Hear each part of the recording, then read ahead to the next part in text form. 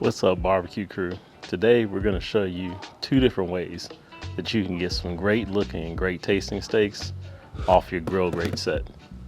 Let's get to it. For today's cook, we're going to be talking more about technique rather than giving you a full cook. I've got a lot of videos that show a full steak cook on the channel, but I've really come to like these Grill Grates because you get professional looking competition style steaks and you get those nice hatch marks on there that everybody likes. So we're going to do that. We're going to cook on the side where the steel is upright or the aluminum is upright to get those marks, but also on the back side you can flip them over and you have a flat surface, and that's going to kind of resemble almost like a high heat cast iron sear. So a lot of folks don't know about that.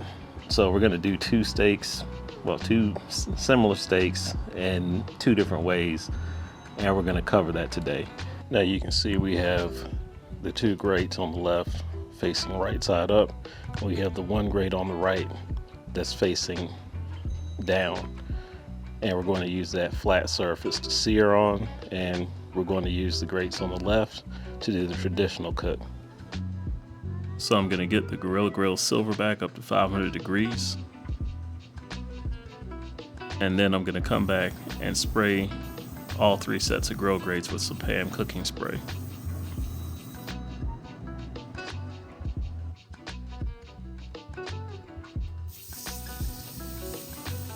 So the Grill Grates are up to temp.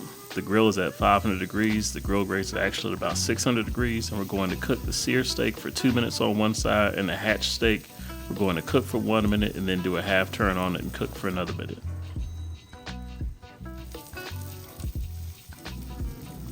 Okay, so we're making this turn after 1 minute here, and we're going to let this run for another minute.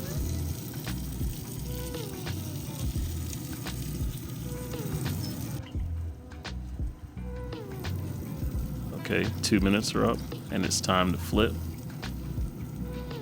And you can see we've got a good crust on the steak on the right. And for the steak on the left, we've got some beautiful hatch marks.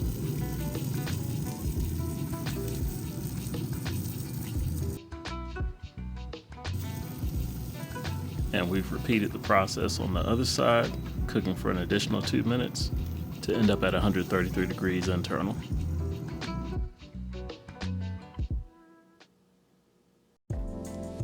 And this is our finished product. The steak on the right has some beautiful hatch marks, and the steak on the left has a really good sear. The Grill Grates did their job on both pieces of meat.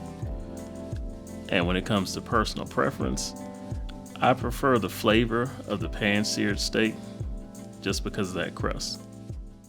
Alright guys, thanks for watching this episode of Outdoors with Geoff. Be sure to subscribe and hit the bell icon for notifications when more content comes out.